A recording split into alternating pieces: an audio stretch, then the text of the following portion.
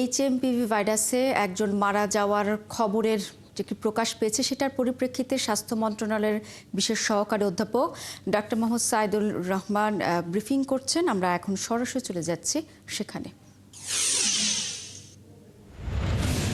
Fail হয়েছে এবং তার ফলে তিনি মৃত্যুবরণ করেছেন। এই সেপসিসের কারণ হিসেবে দুটো, একটি ভাইরাস এবং একটি ব্যাকটেরিয়া, এই দুটোই একই সাথে উপস্থিত ছিল যখন উনি হাসপাতালে এসেছিলেন। অতএব এটা কোনটি মানে এইচএমপিভি যে 30 দিন আগে কি হয়েছিল এটা ডিটেক্ট করা কঠিন, কিন্তু উনি যখন থেকে হাসপাতালে নেটওয়ার্কে এসেছেন তখন থেকে ওনার একটি ব্যাকটেরিয়া, একটি ভাইরাস এবং তারপর সেপসিস, তারপর নিউমোনিয়া, তারপর মাল্টি অর্গান ফেলিয়ার, ফাইনালি ইন্টিউবেট করে ফেরত আনা যায়নি। একবার এসে আসার পরে উনি আবার মারা গিয়েছেন। সো এই হচ্ছে মোটা দাগে আমাদের clinical description of this particular case. আমরা যদি এখানে একটু বলি, যেমন করোনার সময় আমরা দেখেছি যে অন্য ডিজিজ থাকলেও মানে তিনি আক্রান্ত হয়েছে বেশি এবং মারাও গিয়েছেন এরকম। এক্ষেত্রেও কিন্তু সেই রকম, কিন্তু আমরা ওটা বলেছি করোনায় মৃত্যু হয়েছে। আমরা এখানে এই ধরনের করবো কিনা এটা এখন পর্যন্ত আসলে এইভাবে বলা যাবে না, কিন্তু নিশ্চয়ই এটা আইএলআই আমরা বলছি যে এটা আইএলআই যে বিশ্ব স্বাস্থ্য সংস্থার যে গাইডলাইন ইনফ্লুয়েঞ্জা ইলনেস, এটা এখন পর্যন্ত ওই ক্লাস্টারের মধ্যে। এইটার মৃত্যুকে এইচএমপিভি কারণে মৃত্যু এই কথাটি আপনার পরবর্তীতে খেয়াল করবেন কোভিডের ক্ষেত্রে এটাকে আলাদা করা হয়েছিল, দুই ভাগ করা হয়েছিল, মানে কোভিডের কারণে। সো একইভাবে এটা সময় আসলে বিজ্ঞান এবং সময় নির্ধারণ করবে যে এই ধরনের মৃত্যুগুলোর ক্ষেত্রে কিভাবে ক্যাটাগরাইজ করা হবে।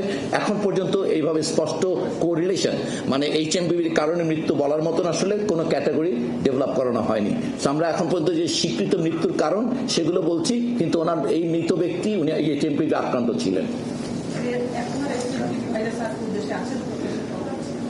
এটা যদি বলেন যে অফিসিয়ালি না, আমরা বলতে পারি অবশ্যই এইচএমপিভি এই সময়কালে বাংলাদেশে যদি 100 জন 500 জন অসুস্থ মানুষকে করা হয় কাউকে কাউকে অবশ্যই পাওয়া যাবে।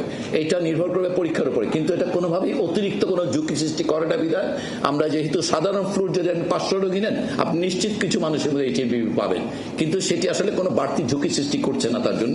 সেই জন্য এটিকে আমরা বলছি যে এই সময়কালে সাধারণ ফ্লু চিকিৎসকরা যে প্রিন্সিপাল মেনে চলেন সেটা মেনে চললেই চলবে। গবেষণাধীন দু একটি ভ্যাকসিনের কথা শোনা যায়, কিন্তু এখন পর্যন্ত এটি ভ্যাকসিন আকারে আসার সম্ভাবনা নিকট ভবিষ্যতে নেই।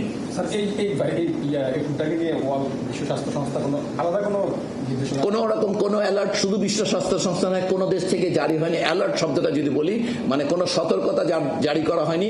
কতগুলো বিষয়ে পরামর্শ দেওয়া হয়েছে বিভিন্ন দেশে, সেটা চীন, ভারত বা বিশ্ব স্বাস্থ্য সংস্থার একটা পুরনো অনেক দিনের একটা গাইডলাইন আছে, সেখানেও তারা কিছু কথা বলেছে, কিন্তু সেগুলো খুবই সাধারণ পরামর্শ আকারে, কোনোভাবেই সেগুলোকে সতর্কতা বলা যাবে না।